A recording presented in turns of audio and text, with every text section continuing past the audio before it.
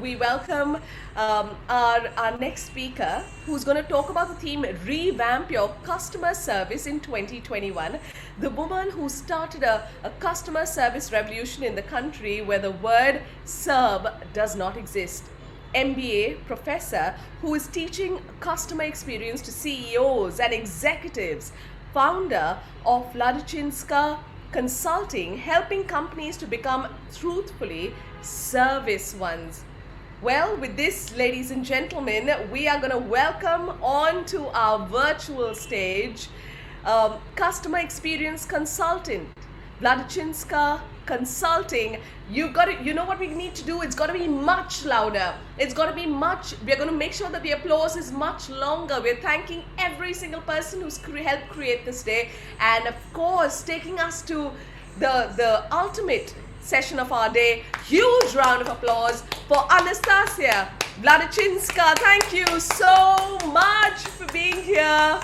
It's amazing, and look at the color you bring into our space. I know, it's the end of the day, so I wanted to bring some color for you guys.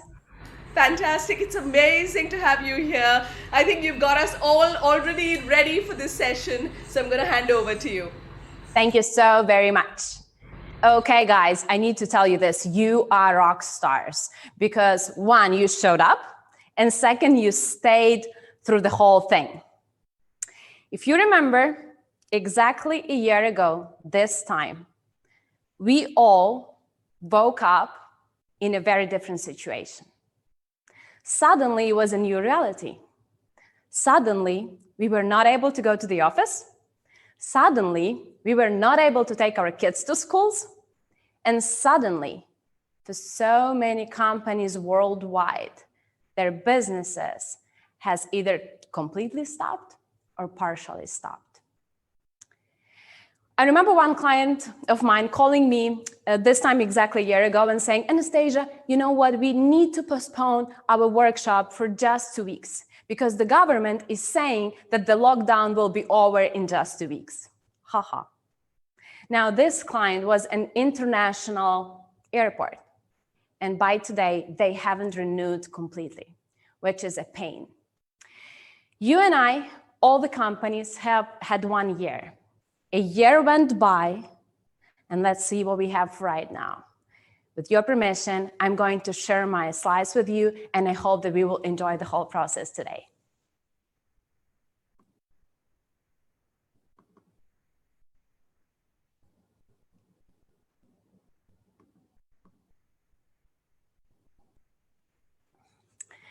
Okay. My clients called me the world service consultant because they are saying the world needs service, not even customer experience. They say the world needs service. If you have noticed during this pandemic, during this year, the pandemic was like a huge shaker, like an earthquake for the businesses worldwide. Do you know, like before they told us that there is a cohort of companies that are world-class service, wow companies. Then there were companies with poor service, bad service. And then in between, there were a lot of companies with okay service. And they told us that okay, the cohort of okay companies was the biggest. Now what I see right now is that only very good and for some reason, very bad companies have stayed. And I do understand that because, you know, the pandemic has hit so much. Our businesses, processes, people, we are tired. We are tired. We might think that we have adapted during this year, but emotionally we are tired. Nobody knows when this is going to be over. Nobody knows when we are going to hug our friends in Italy, France, when we are going to go eat gelato. When is it going to happen? When I'll be able to travel to India, you know?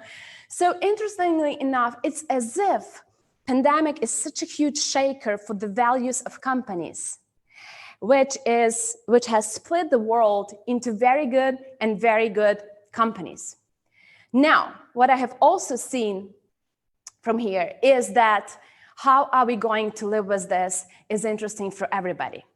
And by the way, things are not good in service, in customer service. Things are not good. There is even one company, it's not even a company, is the worldwide organization, which is called Consumers International. And if you Google it, you will see that these guys have come up with worldwide petition calling in governments and companies, whole industries, like airlines, for example, to please stop breaking consumer rights, consumer rights. And I'm thinking, I mean, where are we right now as the world in general that, the organization has to call us to stop breaking consumer rights? And we'll talk about that as well. I myself was a victim of that. And what I did, I bought this beautiful vacuum cleaner that you can see right now, $300. It's huge, right? So, but I wanted a good one. So I bought it and I took it home and I unboxed it. And of course I started to try it, right? So I'm trying it and it's so super hard. Like it's so super hard to use. And then I thought, okay, maybe that's good because then I have a very good excuse for my husband to tell him, I cannot use it. It's so hard to use. You can use it now. I won't do any vacuum cleaning right now.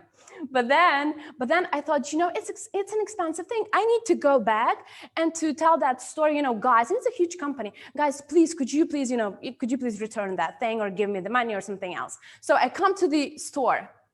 They look at me and they say, we cannot return it. We cannot return the money. We cannot reimburse the money. And I asked why? They said, because you have used it. I mean, yeah, I have used it because I had to try it how it's going. So we had a huge conflict. And so talk about customer rights, consumer rights. So I feel like there are companies that are very bad and companies that are very good right now. Now, what I've also noticed is that world-class service companies do not use pandemic as an excuse for anything. Again, world-class service companies do not use pandemic as an excuse for anything. They would not say, because of the pandemic, the shipment went wrong and you have to understand that. They will not say because of the pandemic, we are understaffed. That's why you have to understand that our service will be bad. They don't use this. They don't do this. So I was preparing for one of the speeches for auto dealerships, many auto dealerships. And I was thinking, what am I going to tell them right now? Because we all know that worldwide, there are different cases, of course, in different countries, because I work in different countries and I can compare. But usually people right now, in general, don't have so much money to go and just buy a new car, right? So as I was preparing for the speech, I was looking at the research. What can I do to help these people serve their clients better and sell better, okay? So while I was doing my research, I went and Googled GM, right? General Motors. I wanted to see what they are doing because they're supposed to be a good company. What are they doing for their clients? So one of the things, if you go on their website, you can actually buy a car online, okay? So you go in, you choose your car. And by the way, they are saying right now that people don't need more information. They have lots and lots of information. Now they just need a tool to be able to go in, to pick up the car that they need, to see the calculator of how much money they will pay for the car, and then just, call them to have a test drive. They bring the car to your home, to your place. You do the test drive, and if you like it, they give you all the papers, you sign them, and you're done. Easy, simple, right? I loved that. And I thought, I'm going to call European brands and ask them, guys, can you bring the car to my place for the test drive? Because I'm so afraid to get the corona, okay? So I started calling. I call and I say the same and What's your guess? What's your guess, people? How many brands actually brought the car to my place so that I could test drive it? What's your guess? Give me the guess. Just think, how many? And I called approximately, I don't know, like 50 major brands, worldwide brands. So what's your guess out of 50? You know what? One. Okay, and it was Volvo. I can say it easily, it was Volvo. I said, guys, could you please, what did the other said? The other guys said, oh, we are so sorry, but because of the pandemic, we are understaffed, so we don't have anybody to actually go and take the car to your place. And of course, I had the question, do you guys need sales or not? So interestingly enough, there are some companies that have adapted and some companies still trying to think in their mindset. They're still trying to think that they are before COVID. John DeJulius calls this BC, before COVID, before COVID. Before COVID mentality won't work this way. Now, a beautiful other example from a world-class service company is this. So I went to New York not that long ago because I travel a lot between Kiev and New York. I have clients there. I teach entrepreneurs in New York to better serve their clients internally and externally. So I went to this, you probably know this company, because if you're in customer service, customer experience, you should learn all those companies, the best in the world. Nordstrom is one of those, right? So I get in there and I didn't have a lot of time. I put on my right sneaker and I grab it, I pay for it, and I go back. I go back to Kiev, okay? So when I bring those sneakers back to Kiev, if you are very attentive and if you look at this picture, please tell me what's wrong with those sneakers. Can you guess? Can you guess what's wrong? You know? Okay, yeah, exactly. They are two right sneakers, okay? Right foot sneakers. So I was so confused, you know? How did I buy two right sneakers? And I just put on one sneaker and I didn't check the box and I grabbed it and and I'm back in Kiev, okay? Kiev, Ukraine. And so I messaged them and I said, guys, this happened. You know, I have those two right sneakers. I don't have a check anymore. I don't have a box anymore. Yeah, I did have a sticker of Nordstrom on the other side of the sneaker, of course, but still, I said, well, what can we do? Maybe I should send you one and you send me the other one. And in 30 minutes, guys, I promise, in 30 minutes, I get the text from them in Messenger, where they're saying, you know, everything is fine. We are so sorry we didn't check the box. They didn't tell me, you know, why didn't you put two of those? They said, we are so sorry we didn't check the box. And we are right now sending you two left sneakers. I was like, what? You know what? That's so great. So, and truly in 1 month only, in just 1 month, because it's all the way, right? They sent me two sneakers. So now I have two pairs. And here's me thinking. So the sneakers were on sale. They were $45 for one pair. I paid $45. But they sent me two pairs, and by the way, they have paid to ship them here, they paid extra $65. I know that the speaker before me was telling you so much about, you know, once the sale happens, it's just the beginning of the relationship, because you have to think, you know, okay, so what are we going to do with this very customer? What are we going to do to have her stay with us forever and ever and ever? Now, what's your guess where I'm going to go if I need shoes in New York again? Of course, Nordstrom, right? Because they treated me world class, and I will be grateful for that. Now, you heard about my credentials, but I also have a beautiful, beautiful task. I teach CEOs. Right now, by the way, I am in the business school. I teach CEOs in Kyiv Mohila Business School. I teach CEOs, presidents of huge organizations.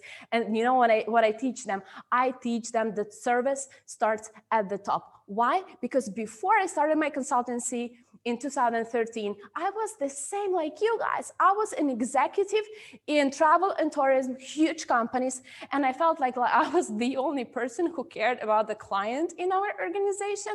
And I was so confused. I didn't know where you start, where you end. And the biggest point was, how do I involve the whole organization to care about the customer, not just me, because it was painful, right?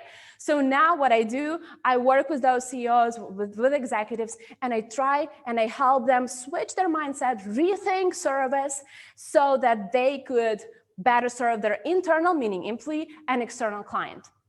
This is my LinkedIn. If we are not following each other, please let's do this, because I know that there are some beautiful people over here. Good. Another example that I wanted you to think about is this. This is in Kyiv, Ukraine, a restaurant that has survived all the lockdowns. You know, we had plenty of them. All the lockdowns. The restaurant that has survived all the lockdowns was burned a month ago. Totally burned. And you know what happened? Clients loved that restaurant and that owner so much that they started a donation thread, and they began pitching in. They got a lot of chipping in. They got money for this owner to relaunch his business. For that to be able to happen, you have to be a love brand. You have to be the company that your employees and customers, as John DeJulius says it, can't live without. That's what you have to be, because if not, ask yourself this question, please. I want you to think about this question today. Will your customers donate to your business if you are, God forbid, burnt? That's a very good question to check yourself. And now you can also substitute the customers with employees. Will your employees come to the office to you like mine did, and they said, you know, Anastasia, beginning of lockdown, everything has stopped a year ago. Thanks God, you know, everything is moving right now. But before they said, they came up to me and they said, Anastasia, we know that things are hard. We are ready to cut off on our bonuses for the company, for the consulting to survive. They said it. I didn't even suggest this. I was, thinking, where do I get the money to pay for the salaries, for bills? No, but they said it. Here's a good question for you to think about again. Will your customers donate to your business if you are burned? You know why you have to ask it? Because this time, the time during the pandemic, you can either be remembered as a great company or as a bad company, and this will predict your future as the company. Today, my client, public hospital. Okay, guys, again, this is not a private hospital. This is public hospital, understaffed, very stressed. And if you look at all the articles worldwide, you will see that nurses are stressed, burnt out, all of this, right? So they're sending me this picture, and please don't criticize them, because as they're not wearing masks, they asked, can we take the masks just for this picture? Women. So that's the only moment probably in their whole work where they're not wearing a mask just for the picture. But to cut the story short, do you know what they are doing on this picture? They are hand making these beautiful flowers out of paper, because International Women's Day is approaching on March 8th. And they decided that they want their patients, the female patients that can't go home to spend time with their loved ones, they have to be in the hospital. Again, public hospital. Okay, not a private, beautiful hospital. They decided that they want to give flowers to each and every female patient so that she feels better. What? Are you thinking the same right now? What? This blew my mind. Who is going to do this? How can they do this? They don't have anything else to do during this COVID time, Believe me, they have a lot to do. And by the way, if you're caring how much salary they have, because I work on different markets, right? These guys, their basic salary, attention, is $200 a month. A month, guys. And can you imagine? Of course, I think that now when you're looking at this, you have a burning question in your mind. This one, right? How do you do that? How is it possible with all the pandemic, with all the stressed people staying at home? You can't engage them, you can't involve them, you can't create those beautiful experiences for your employees. How can you do that? And this is something that I will share with you based on many countries, many international businesses like this. These are the brands that we work with. Based in different cultures, doesn't matter. This is something I have found out that works for this to happen, even in pandemic. Okay, are you ready? Are you ready? I would like to see that you're ready. I know that you are. You're such good stars that you have stayed to the end of this, and I'm sure you will enjoy it. So this is what we have found. In my work with CEOs, with companies, we have found out the bad customer service is always only a symptom. Bad customer experience is always only a system. You have beautiful tools. I'm sure that you know how to do the map, how to do the journey, how to do this, how to do that initiative. But this is not the core problem, guys, right? And you know it, you feel it inside. So what we have found out, bad customer service is always a system, always a system. It always means something is wrong inside the organization.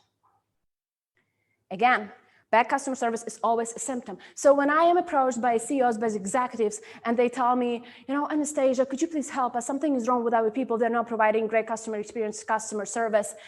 Almost always the reason is we're inside the organization. It's not the beautiful processes that you will be ready. You will see your processes the right way. You will only, but only when you change the mindset of the leaders. So remember this picture that I showed you. This is just the result of everything that was happening for actually 2 years. It started with the president of that clinic calling me and saying, Anastasia, I feel there is something I don't know. And he's a doctor. Can you imagine a doctor saying that? I feel there is something I don't know. This is huge. So he said, I feel there is something I don't know because we are having bad customer service, bad customer experience. My people are unmotivated, unengaged. And I feel there is something I don't know from the business standpoint or from employee experience standpoint that I need to go and learn. So guys, he was sitting for 3 days in a row at our workshop and he was like writing down, asking questions. So when he got back, he calls me then in a month and he says, Anastasia, you know what? I saw that the problem was where? Where was the problem, guys? In me. He said, I wanted them to provide customer service, customer experience, but I didn't think about me providing customer service, customer experience to my people. So he said, I started with small things. For example, he says, now I decided I would learn the names of my people. I would learn the names. I would learn the names. So, when he comes to the corridor, and by the way, you have to understand that this is a Ukrainian example, and we have lots and lots and lots of communist inheritance over here, which means that you have to be, very official. It's a very, very top-down, approach. So all of it, okay? So what he does right now, he says, I would walk the hallway and I would ask, what's your name? What's your name? What's your name? What's your name? And then the other day he would go and use those names with his employees. And the employees were like flying like this, for the next 2 weeks because their president knew them and remembered them and knows their name. And of course, this is just a little thing where he started with, because then he looked at and they are under budgeted as usual. So he was looking at things, what he can do for his employees, small things like, can he give them a day off when they're so super stressed? Can he give some presents when they're unmotivated? But most importantly, he said it was this. He said it was all in the attitude. So he said this was the hardest thing, to change how we doctors treat other people, meaning our employees, and then how we also treat the patient. Because what leaders believe in is the basis for everything in the organization. I'm sure you know it. If the leader believes that all clients are only trying to get advantage of us, to take advantage of us, do you think you'll have great customer experience with all of your beautiful, expensive initiatives? No. If the leader believes that these people, frontliners, must provide great customer experience, customer service. Why? Because it's their job. If the leader believes in that, nothing will change, okay? Unfortunately. So if the leader believes that people should be grateful they're having jobs right now in the pandemic, they should be grateful. People feel this. This is an attitude issue. And if they feel like this, employees that don't feel respected will never respect our customers, never. And it's on the daily basis, of course. So treat them like people and they will act like people. As simple as that. Treat them like people and they will act like people. But I know that it sounds huge, right?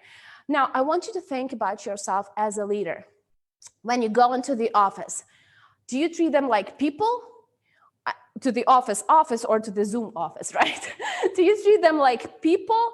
How do you start conversations with people? Is it like, okay, guys, so today we have to work on this and this and this and this and this and this, and you're very operational. Do you think they feel like people? They don't feel like people, okay? Especially now, so many people working from their home offices, they are saying that they feel they lost the connection with their company. Okay, they do have the connection with their manager because manager is checking on them like, 24/7. He's not sure that they're working, but they feel like they have lost connection from their organization. Meaning, when was the last time your CEO or you you as an executive, when was the last time when you remembered them, when you hopped on that Zoom meeting and you said, guys, this is something that I want to remind you. I want to remind you about the purpose of our organization. Our clients worldwide, owners, presidents, CEOs, are now doing this on a weekly or monthly basis. On a weekly or monthly basis. So I'm talking about executives and CEOs. And managers, I will tell you how many times you have to remind your people about the purpose if you want to get them going. Now, do you know what that is? This is Sophia, the robot, right? This is Sophia, the robot. And a lot of the times, and this we just onboarded a new customer. It's a huge contact center. So we usually don't work with just one part of the company because I believe that the service transformation of the company should be in the whole organization. But this was an interesting case. It's a huge contact center. And they said, you know what, we need better customer service, better customer experience. We feel like we are, dropping the ball a lot. And so I looked at them. And while we are talking, while we are, having a workshops and sessions, it turns out that they are so heavily scripted. You would not believe this, okay? Like you have to say, we cannot do this because of the technical reasons, okay? That's a script. You can't say anything else, that's a script. And to me, if somebody tells me we can do this because of the technical reasons, I'll be like, what? What kind of technical reasons? Tell me more. It's not even relevant, right? So it's interesting. I talk to them and it seems like we hire real people, but we train and reward them KPIs like Sophia's. So we hire real people. We say, you know what? You will have to provide this beautiful customer service, customer experience. That's the goal. But you will have those very heavy scripts because we're not sure you can do this on your own. Now, I want you to think about this example. Imagine it's early morning. It's about 8 o'clock in the morning, and you have a very important meeting at 8:30 a.m. and you have to drive 20 minutes, okay? So you go out of your house, you start the car, and it doesn't start. You start it again, and it doesn't start. And you're thinking, oh my gosh. So as a woman, I would, go back into my apartment, into my house, and say, honey, something is wrong. My car wouldn't start. Now, imagine my husband having his coffee, sipping his coffee, looking at me like this and saying, your request is very important. I will put it down and I will get back to you in 24 hours. What? What? I need to go, honey, I need to go. But then you would think, okay, everybody's stressed, it's pandemic, it's lockdown. Let me calm down, let him finish his coffee, and maybe we can talk again. Okay, so you kind of look at your watch. So it's 5 minutes, 10 minutes, he's finished his coffee, and you're like, honey, please, could you please, because, I have this meeting, and the car wouldn't start, help me. Imagine he looks at you, and he opens something, and he says, according to my policy, and because of the technical issues, I cannot help you right now. Okay, how long will you frankly stay with such a husband? For how long? Now imagine this is us now, people who lost their jobs, people who don't know how to pay for their loans. And I'm talking to the banks right now a lot because I work with banks. You guys, you can't even be called contact centers. We can't even call them contact centers or information centers. No, there is lots and lots of information. Now you have to be the heroes, the customer care heroes, because it doesn't make sense to call you now and to listen to an AI, which is a real person. So, and it's very expensive, don't you think? It's very expensive to hire real people, but train them to answer like AIs. It would be much cheaper to just have a chatbot and that's it. So think about this, please. We hire real people, but we train and reward them like Sophia's. Now, I know the theme of this conference today is passion, purpose, perseverance. And I know if I asked you, what kind of employees would you like to have now? If I ask myself, Anastasia, what kind of employees would you want to have now? I would say these words. I want them to be passionate. I want them to have a purpose in their work. I want them to be perseverant. That's what I'm going to say, right? But here's a good check. Ask yourself, are you as managers or leaders in your companies, are you actually showing this to them? Because I just had a meeting with a potential client, owner of huge manufacturing organization. So he called me and he said, Anastasia, I have a problem in my organization. We don't have the sales I want to have. And I said, why do you think you don't have the sales you want to have? I mean, is it the market, is it pandemic? He said, no. We are fine because we are printing out the notebooks, notepads for kids, and they're still using them even though they're in Zoom. So I said, okay, so why do you think you have this problem? He says, our salespeople are so unmotivated. They're so unengaged. And I said, okay, can I talk to the head of the sales department? He said, of course. The head of sales department comes in. She sits like this. Okay, so I'm asking her questions. What's your pain? Could you please tell me, how can I help? And do. She sits like this. And she says, I have a problem. My people are unmotivated, unencouraged, disencouraged, I'm sorry. And this is how we are right now. I don't know what's going on with my people. And I'm thinking in my head, seriously? So I talked to the owner and I said, I found a problem, 5 minutes and I found a problem. You're probably laughing right now. And I want you to laugh. That's beautiful. We have to laugh. This time in this pandemic, we have to laugh, we have to laugh. We have to put on the music on, happy music. If you're lucky to go into the actual office, you have to be like this happy bomb, guys, we're going to do this. And don't be just, positive thinking, pathetic and all of this. No, truly say, guys, this is a very hard time for us. We don't know when it's going to finish, but I know that together we will see how to do this. Instilling confidence in your people, that's your job as a manager. And yes, for example, if you want your employees to wow your customers, start wowing them. So because people are not working in the offices now, a great tradition of having somebody congratulating on their birthdays or when a kid is born, it's kind of gone, right? Because you can't see the person. But this company, for example, they are making it still. So they will send flowers and balloons and make it very nice, very emotional for their employees on their birthdays. How cool is that, right? Now, this is something that was in the Wall Street Journal maybe months ago only. Wall Street Journal, guys, okay? If you think of Wall Street, you probably don't think about somebody as a servant leader or somebody very emotional. You would think of, stocks, figures, and ties and costumes, right? But now listen to this. Read this, please. What does it say? It says that we as managers now and going forward, we have to become social, emotional experts, more than technical experts. Can you imagine? So before, we all knew how to become technical experts, right? Professional in our job, the best in our work. That's good. That's fine. But now, if you think that this is all, pink, fluffy stuff, all the balloons, the flowers, no, guys. And if you don't believe me, you don't have to. You probably will believe the Wall Street Journal. Now we have to be the social, emotional experts, seeing what's wrong with our people. Could you please put on the camera in your Zoom because you don't sound like you're okay. Are you seriously okay? How are you feeling? What's on your mind? What's on your hearts? Tell me. So because if we are not like this, we will be losing our people. Either emotionally or they will quit the job because it's hard for them, to be emotionally unengaged. Now, 3 steps for you guys to keep on going during this time. Number 1, have one unifying service vision. That's something that a lot of companies struggle with, because if I ask one top manager, okay, so how do you want the customer service, customer experience to feel from your company inside organization, from department to department, and how do you want your internal client to feel, and how do you want your external client to feel? And it's usually just a very nice list of adjectives. You want them to feel nice, appreciated, 20 things. No. Please be specific.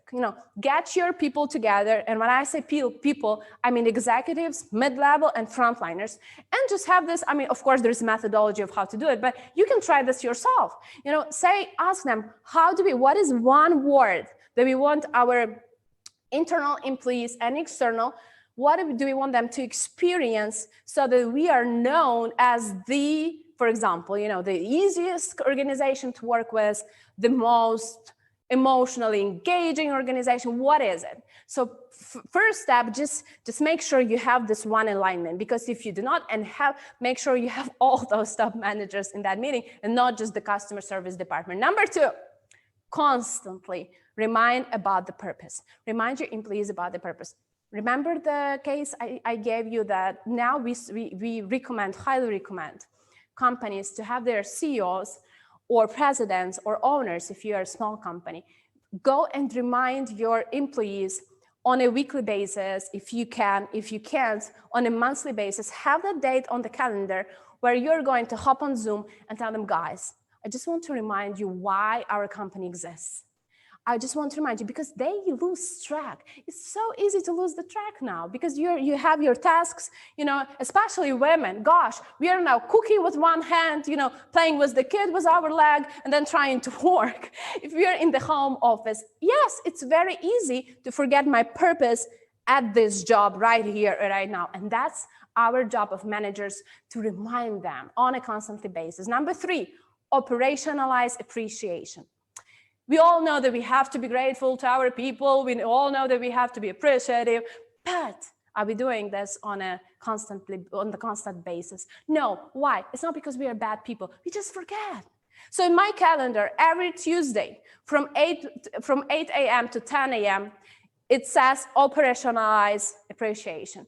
And this is the time every Tuesday when I'm trying to think about the cases for the past week, when I was appreciative of somebody doing something great in my company or doing something great for our clients or inside, doesn't matter. And I try to think about those cases, and then I send it to my people. I say, thank you so very much for doing this and this and this. And I do just emails or sometimes calls. It doesn't matter, okay? So I do this. If I don't have it in my calendar, I will forget. The same I have for my clients, the same.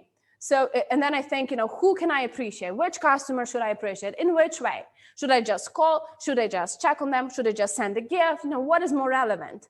But if you don't have it in your calendar, you will most probably forget it. Remember, I told you about the purpose. What is the purpose? Some of you have it, some of you don't have it yet. That's okay, but it's a process. And some companies have done a beautiful job of having very clear purpose of why the organization exists. I love this example from New York. If you wake up early in New York, you will see a lot of those trucks, US Foods trucks. So this is actually the company that sells and brings and delivers fruit and all kinds of groceries to hotels, restaurants, and cafes, okay? And they could have just said to their employees, just wanted to remind you, we are a company that delivers cucumbers or tomatoes. I mean, how motivating is that, right? And you have to deliver tomatoes on time. That's not motivating, but look at what these guys are saying. And this is their external communication. It's not always the same for external and internal, but at least let's take this an example. They say, guys, I just want to remind you that we are here to keep kitchens cooking, so that everything else that we do in the organizations, inside or outside, when accounting people are talking to sales people, what we do here is our whole purpose is to keep the kitchen in the restaurant cooking. Because if it's not cooking, it's not selling. And if it's not selling, it's going to be closed. And if it's closed, we don't have a business. Isn't this a beautiful way, simple sentence, but you have to constantly remind it to your employees. Remind about the impact of their work every single day. That's for managers, okay? So if I have team meeting, excuse me, that's what I start with. I always say, guys, can any of you remind all of us what's the purpose? Why we're all here? Okay? And somebody will say, it's because, let's just take this example, we want to keep kitchens cooking. And then I'll ask that person, can you give me a very specific example from your work today that is aligned with this purpose or not aligned? And what can we all do to align better? I am promising you guys, this is magic. Because then they start actually thinking, okay, so what can I do today, looking at my tasks for today, what can I actually do to have that purpose done or accomplished? They start thinking. And when they start thinking, they start acting differently. This way, you would not have to come up every single day and ask them, did you call this client? Did you send the agreement? Did you sign the invoice? No, you don't. You won't have to do this because they know the purpose. And if they know the purpose, they will see their processes, they will see their job in a totally different way.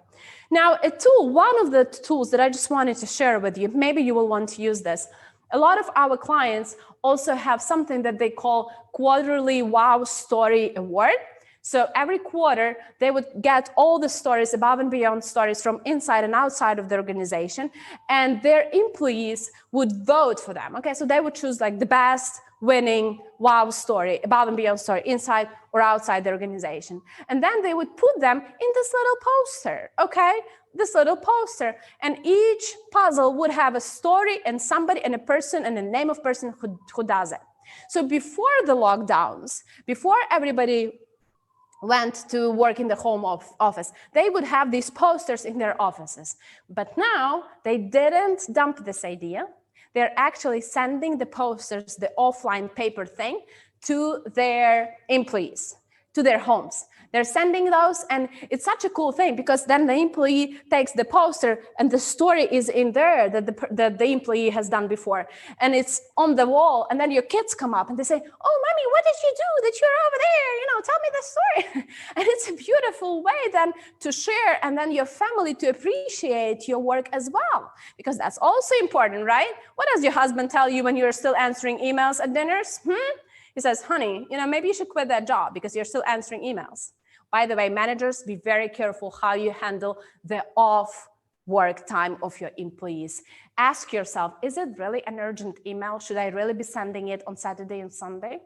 Should I really be distracting my person from their work or from their families? And I know this is such a temptation. I used to think the same. I was like, I will just write that email on Saturday and I will put, do not read this email until Monday. Now, who are we fooling? Of course, we are the boss. Of course, they will read that email, okay? And of course, they will be thinking about that email for the whole weekend. And they will be stressed on Monday. Don't do this. Don't stress your people out more than they already are. To finish with this today, I want to leave you with this beautiful award-winning story. One of the employees of the huge retail brand has decided to do the embroidery for her client that hasn't been able to get pregnant for 15 years. And now that client had a baby. So this employee has decided to do something special with her own hands for this client. Don't we all want this? Don't we all want those beautiful wow culture and wow stories? And believe me, it's possible. I would like to use this quotation, but it's possible not when we think, how do we motivate our employees? It's possible when you inspire yourself, when you inspire your people. So this is what I want to leave you with. Be appreciative. If you still have a job in this year, it's good. Be grateful. If you still have employees on your department and you're not the only one left in your department just because the company had to cut costs, if you still have employees, be grateful, be appreciative. Tell them, guys, I'm so lucky to have you. If you still have clients and business from clients, be thankful. Say, guys, we are so grateful you bought that vacuum cleaner. We will do everything possible for you to be satisfied with us. Because in the end, this time will show if you are a great company or a not so great company. And that's what will determine your future. Thank you so extremely very much. These are my contact details. I would love, love, love to connect with each one of you. Thank you for your time. And I wish you the best for your companies, for your families, and for your personalities. Thank you, thank you, thank you, thank you. Thank you. Thank you for inspiring us, each one of us. And like you said, motivation takes care of itself. You left us with that and giving us that service should start from the top. The way you beautifully tied in, the theme of the day. This was phenomenal. Thank you so much, Anastasia. I think you this was the perfect culmination. It's like tying the day with a beautiful ribbon on the top. And with great gratitude, we thank you for your presence, adding the right color, the energy, and taking us with that brilliant energy of yours to the close. Thank you. Thank you very much. And you've done a beautiful job of putting all this together. Thank you, thank you, thank you, thank you. And before we close, we have a small ritual going. So with the energy that you want, okay, we're going to say it a couple of times. I'm going to say customer and you're going to say fest, because this is the customer fest show. Okay, so customer First. Customer First. All right. Well, I love, how a lot of our speakers are going customer first, but that's also true. But we're talking about customer first, which is right where we're at. Anastasia. Yeah, so we'll do it one more time, but I think you got it perfectly bang on, because it is customer first, right? So last time, customer first. 3, 2, 1, customer Fest. We are on. Thank you for your time. Thank you. Bye.